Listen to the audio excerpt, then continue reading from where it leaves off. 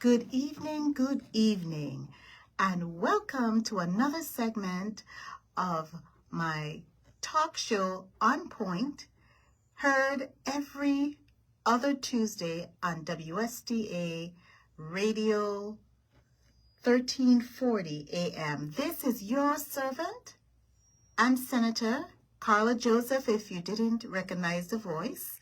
This is your servant and Senator Carla Joseph, welcoming you to another edition of On Point, heard every other Tuesday here in WSDA Radio, the People's Station, from 6 to 6:30 p.m. And this evening I have a special guest, but before I introduce this fantastic lady, I wanted to share with you some really highlights from the month of May. So, yesterday we observed Memorial Day, and it was originally known as Decoration Day to honor and mourn the U.S. military personnel who have died while serving in our armed forces. We humbly thank the families who lost loved ones serving in our force. They made the ultimate sacrifice so that we may enjoy the freedoms and liberties we have as citizens of the United States. We salute them. Memorial Day marks the beginning of summer. Our students have just completed school or are finishing up. Parents, please keep your students academically engaged. One of the best ways to do this is by reading. Have them read at least 30 minutes a day and provide them with learning activities, books to prepare them for the next grade level. Remember, our young people right now are really reading below grade levels, and sometimes it's below by 2 grade levels. So in order for you parents to be engaged in helping the school system and their school teachers to elevate your children, is at your best interest that they actually read. Have them read for 30 minutes. Sometimes I used to take my children out and we would go to restaurants and just sit down and read out loud the menu. That's one way. Go to bookstore or go to a grocery store, pick up some of the magazines they may have, or the newspaper, or the houses. They have this houses magazine that comes out, and just have them read to you what it says. That helps build their confidence, especially if they're reading out loud to you, so that you can know what they are really able to articulate, and their pronunciation and enunciation is correct. And in addition to that, then you start to ask them, what did you understand from reading it? This helps with the comprehension so that they could tell you what they understood. And so that helps build our young people. Remember, it's a partnership. They are part of our community. You as parents are part of it, of the community. So everyone works together. So I definitely want to urge our parents to be very intentional and have your children read at least for 30 minutes a day. And then once they're finished reading, let them go outside and get some wonderful air and play and get the sunshine and do some exercise. You know, exercising is critical for learning. If you exercise, you see you're able to learn more, regurgitate, you have a good time to sleep. And trust me, once they are exercising and they're reading, your life as a parent will be much easier, because then they would have gotten rid of a lot of that excess energy. And so now you're focusing them on things to help build them up, and not you as a parent have to do a lot of mediation and intervention. So you want to do that. Now, speaking of intervention, June is Gun Violence Awareness Month.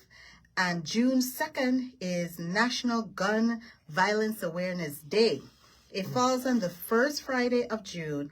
This year, it's on June 3rd, 2022.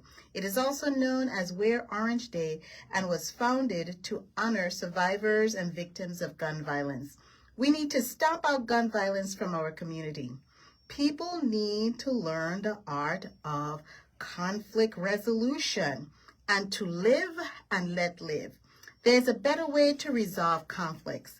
We must learn to respect one another and respect the gift of life. We know that the pain is great for those who have lost loved ones to gun violence. Many of us in this community have lost someone close to someone who we know are a family member to gun violence. If you know something, say something. Say something. Institutions like Crime Stoppers, that's a very good tool to use if you see or know something. You can contact Crime Stoppers by calling them at 1-800-222-TIPS or 1-800-222-8477. Again, that number is 1-800-222-8477 to report knowledge of guns of anyone that may have illegal guns. Let us work together to stop gun violence, keeping our young people engaged in wholesome activities. And I just listed them, some ways that you as a parent, but you should also get them involved with organized and structured activities. One of my favorite organization for young people is the Boys and Girls Club. Definitely get your young people, your children involved in that. Aunts, uncles, moms, dad, whomever, grandparents, you're the most fantastic people. Get your children and young people involved and get them registered for Boys and Girls Club, the Boy Scouts, Girl Scout. I was a former Girl Scout leader. I can tell you it helps build leaders. And you learn a camaraderie and how to function in society. So definitely those are some of the organizations. You also want to look at the junior firefighters, VI aviators, basketball, swimming. Remember I told you about getting outside, baseball, soccer. All of these are activities that you can get your children involved in rather than just staying at home, watching TV, being a couch potato. Get them involved, get them active in life and get them engaged. And so they will learn about good sportsmanship, team building, and most importantly, discipline and to respect others. That is very, very important. Now, before I introduce my guest, I want to mention one final thing. June 1st, which is coming up on Thursday, marks the beginning of hurricane season. So I need everybody to be prepared, as we always do, for the hurricane season. I know the word hurricane gives us some level of trepidation and anxiety, but we are people who are overcomers. We have endured and survived 2 Category 5 hurricanes. And we have also endured and survived a pandemic. So I am praying that we don't get any hurricanes for this season, but the best thing for us to do is prepare. Get your bottled waters, make sure you're stocking up on canned goods. Also, be sure you get your batteries. Those of you who have generators, make sure your generators are checked, and then you have the sufficient oil and everything. And be sure to check on your neighbors. Let's try to be more neighborly again and continue to build that neighborly, responsibility and relationship. So let's look at our neighbors and especially our elder population and ensure that they too have what they need. It might be a single lady. She's there. Yeah, she's independent, but check on her and just say, hey, everything is okay. How are you doing preparing for the hurricane? What is going to be our game plan? That's your neighbor. So if something happens to her roof or her living quarters or his or her living quarters, you could say, okay, I've been neighborly. I can have them come over me, or vice versa, because that's exactly what happened in a storm, and when we recover, we depend on each other. Each one of us depend on the other person. So let's try to build that neighborly love. Okay, so really for hurricane season, that's what we want to do. And so I definitely am going to be praying that we have no hurricane this season and we don't have any natural disasters. But if we do, let us be prepared.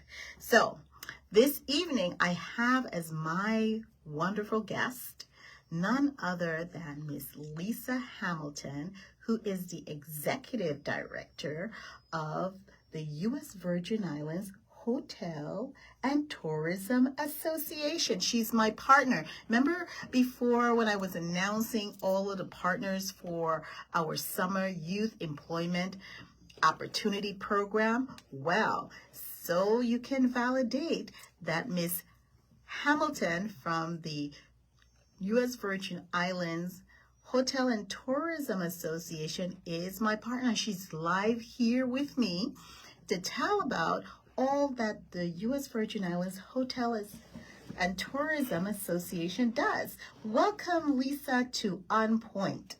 Thank you so much, Senator Joseph. I really appreciate you having me here today. Good. Now tell us a little bit about what does the U.S. Virgin Islands Hotel and Tourism Association do? Who are they? Sure. Well, we are a nonprofit trade association. Our focus is obviously tourism, and we're not just focused on hotel needs, but we're also focused on the partner needs as well. Some of our activities and attractions, the restaurants, the retail stores, all of the people that make the tourism industry happen. Oh, and to make the experience of our visitors exciting so that they will come back here again and again. My mother and my grandmother worked in the tourism industry for a number of years. They worked at the Virgin Islands Hilton Hotel. Wow. Yes. And I recall that was something of a great deal for them because they were maid, and my grandmother, she was a housekeeping supervisor. And when I was younger, my sister and I would go after school. In high school, we would go up to the Virgin Islands Hilton Hotel and help my mother make beds, and she would get all of these fantastic tips. She used to get tips, and sometimes $100, and I'm like, what you gonna do with that? She said, well, we're gonna put here to budget our finances, because she was a single mom. Mm-hmm. But tourism, from then, she's always like, always, Carla, you always have to have a very wonderful and welcoming demeanor, smile to them, because you don't know what they had to do and how they were able to earn money or save up to come to the Virgin Islands to visit. And these are hardworking people, so show them a great time. Make sure your disposition and your attitude is welcoming. And then I remember in our Virgin Islands anthem, our march, it has that we hold out a welcome to one and all. So that cemented it for me. So you have all of these. How many persons are involved, make up the association? Well, unfortunately, after the 2 Cat 5s, I had to lay off my full-time staff. Okay. And then it went right into the pandemic. You know, we still have, 3 of our largest hotels between St. Thomas and St. John are closed. And they are? The Frenchman's Reef, although Bowie House, the Morningstar property, did open 2 weeks ago. Oh, great. Yes, the 96 rooms down on the beach. Okay. They are open, but we still have the main hotel to come online. Sugar Bay is under renovation right now. We're hoping that can come online But soon. I'm happy that Sugar Bay was actually purchased. Absolutely. Because we were wondering when this is going to happen. And so I'm happy that it was purchased. That was a long haul. Oh my gosh. Yes. But I'm happy that that occurred. So that is still being renovated. Do they have, or have they told you a time frame on when they expect renovations? I don't have the updated timeline on that. You know, I'm thinking maybe 18 months or so, but I don't have the actual timeline. There was a lot to do there. Right, a lot. It's been dormant for a while. And then the last one is Keneal Bay, and we all know what's going on with that. But you still have within your inventory Margaritaville. Yes. And the Westin, the Westin in St. John, and of course, because you're the USVI Tourism Association, your association also handles St. Croix as well. Absolutely. I'm the executive director for the St. Croix Association. So you carry a big hat. You operate territorially, and that's fantastic. So, and you mentioned that the hotels are also part of the association. I mean, not the hotels, rather the restaurants are Yes. also part of the association. Yes, I do want to give a shout out though to my board of directors, because even though I had to let go of my full-time staff, I do have board of directors that work tirelessly. You know, in St. Thomas, St. John, we have 24 of them, and in St. Croix, we have 14 of them, and they volunteer their time Wow. to assist. So I want to make sure that, you know, people understand that there is a team behind me. Good. And so tell me about some of the initiatives that the association has really been on the forefront of Sure. in a recent, say, 2 years or 3 years. Well, we've been in a rebuilding mode. The 3 pillars for the association are advocacy, marketing, and education and training. Mm-hmm. And, you know, on the advocacy side, that's where I get to liaison with the 35th, 34th, 33rd legislature on certain things. Yes, I do recall that. On the marketing side, you know, our Department of Tourism has been doing a pretty bang-up job out there on the marketing side of things. So that's leaving the education and training piece, and we're bringing initiatives back that we used to do. And one of the ones that you are involved with and we partner on is the Summer Employment Program. Yes, and I really appreciate that, because that provides young people, especially when they're in high school, the opportunity to get hands-on training. So they have to start to, we had the CTEC, the Career and Technical Education Board before the Committee on Education and Workforce Development, and the Department of Labor, as well as the Workforce Development Board. They were represented by the executive director, Ms. Sonia Boyce. And what we need to really look at is to work with the end in mind on the forefront, meaning we want to have our young people prepared for these jobs. We need to see what jobs are there and to say, okay, if we prepare James to be a plumber, we know that James is going to go directly into this job because this is an opening for James to go into. And so if we're having that discussion about workforce development training, which you has part of your pillars for the association, that's how it works best, because then our young people, our adult learners as well, would know that you are definitely part of a fabric. Just like I mentioned that we need each other. So they would know that they are part of our whole entire tourism product that we provide our visitors, so that they have an exceptional experience here in the Virgin Islands. And that's what we want, because once that they have this exceptional experience, and it is like no other, they will be telling others about visiting the Virgin Islands, what great experience they had, how friendly the people were, and the type of service that they received. Yeah, no, absolutely. The great thing about this program is many of the students that go through the summer program create the relationship. They love the job, and actually when they come back and forth between their winter breaks and spring breaks, they tend to work for them, and some of them, when they graduate, integrate fully into it, and that's really what it's all about. And I'm glad you mentioned the variety of jobs that are available, because most people look at hotels and they think of housekeeping, or they think of, you know, maybe food and beverage and waitressing and all of that, and those are great jobs, and we can't have hotels without them.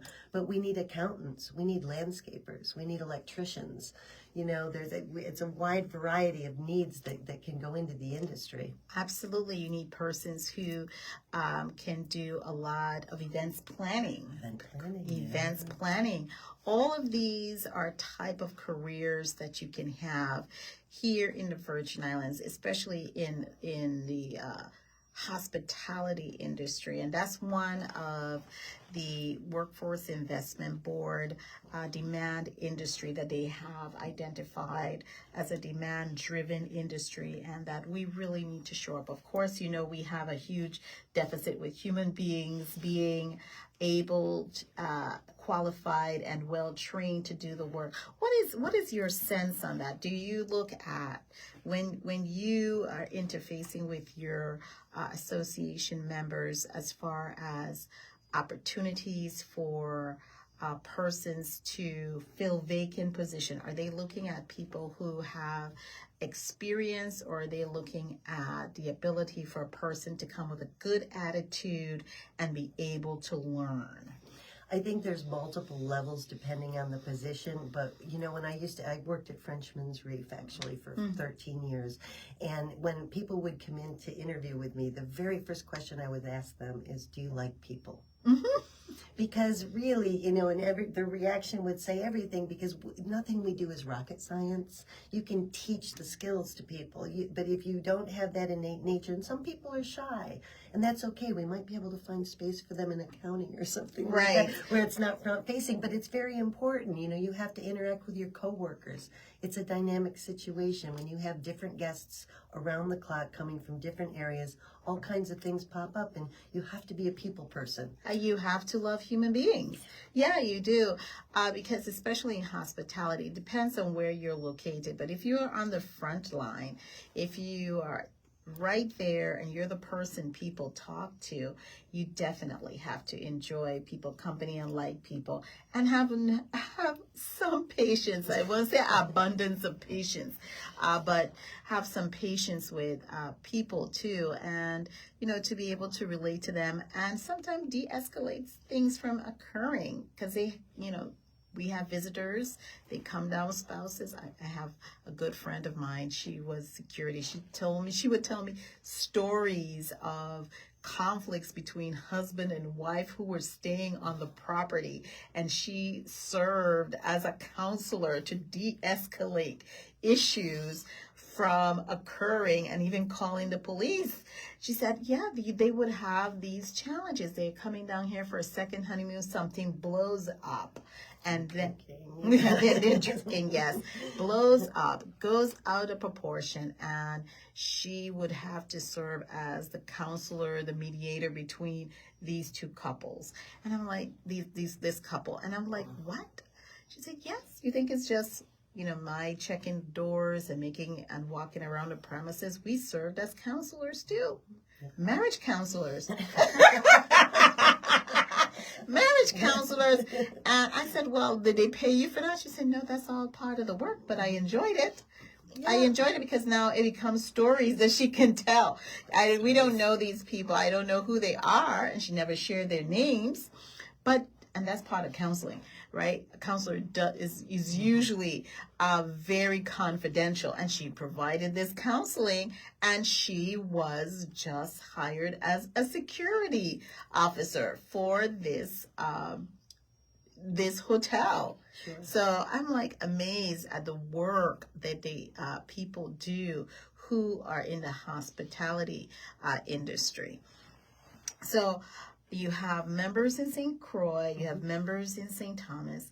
So do you have an idea of your main focus is training and workforce development now, since, you know, we are taking care of the marketing, and the education piece is something that you're also looking at. What are you doing? Are you a member of the Workforce Development Board? Actually, Sam Ray. I know. He is fantastic. He's the chairman of our Education and Training Committee, obviously, and he is very much involved with it. He reports out at our board meetings every month. Yeah, and he also trains people, young people and adults, in hospitality. Yes, he does. Yes, I recall that. Post-use services. Yes, I do. He's fantastic. And he's very much committed to hospitality training. So that's great. So I know, how many young people do you anticipate is going to be partnering with you in the hotel Tourism Association for this year? The summer employment program? The summer I'm employment. hoping for, I have 21 positions right now, so I'm hoping for 21 students. In addition to the senators, I also partner with Department of Labor. Okay, good.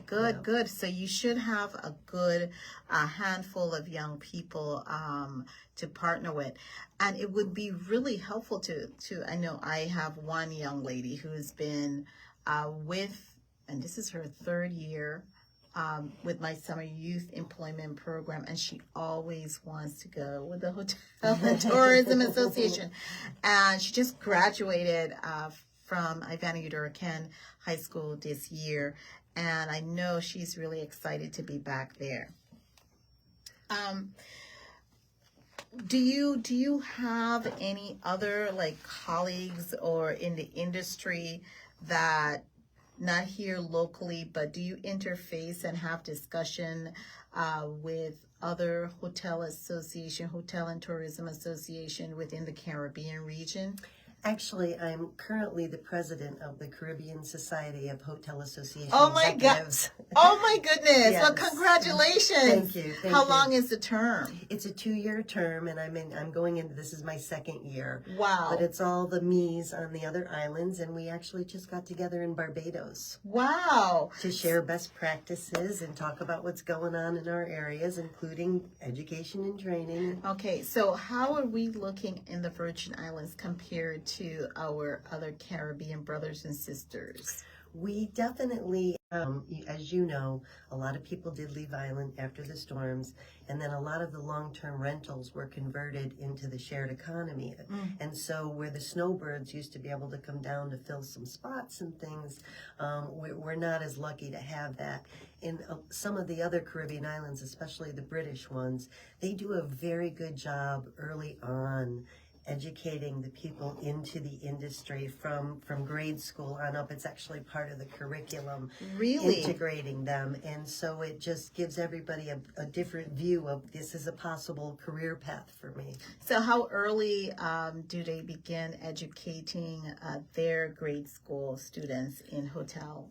I believe they're starting in like first grade when they're about 5-6 years old. Okay. It's very light though. It's a curriculum that can grow. Okay. Years ago, Betty Sperber in St. Croix, she actually created a curriculum to go in the schools that was adopted by a lot of these other countries, and some of them keep it going today. It's called Hello Tourist. Oh, Hello Tourist. Wow. That is interesting. That is interesting. So I guess that would be something that can be discussed with the Department of Education. I know that in the legislature, we looked at the integration of our Virgin Islands history into the curriculum of our public schools. And I'm familiar with integrating different concepts or different trades within the academia. And what we did, this was with construction. So it's about the relevance of what you're teaching so they can understand. You offer them the rigor, but you also show them what you are instructing. This is just a basic concept. How is it relevant to your everyday life? And I'm telling you, young people, once we started to do that, they would come in with a grade level. We would have to do a pre-assessment with their numeracy, their reading and their writing and their math. And after about 3 months, they would have increased their reading and numeracy levels by 2 grade levels. I'm serious. Wow.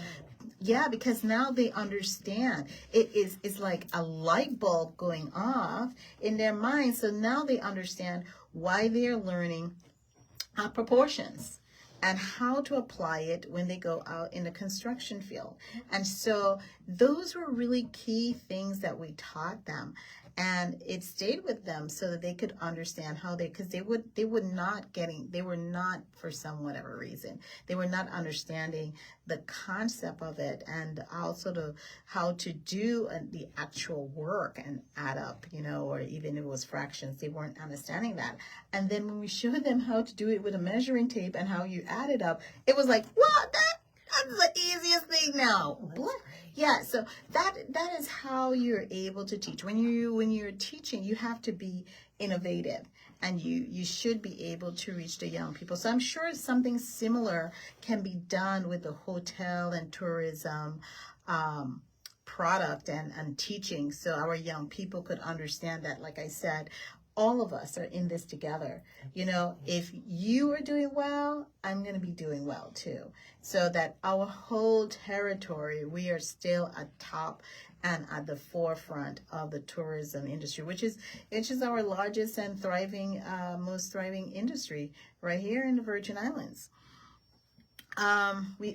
We're out of time. I only have 30 minutes, and I'm looking at the time, and we're out of time. But before we close out, I want to say thank you, Lisa, for joining me. Miss Hamilton, I'm so familiar, just always calling you. Thank you so much for joining me this evening for On Point.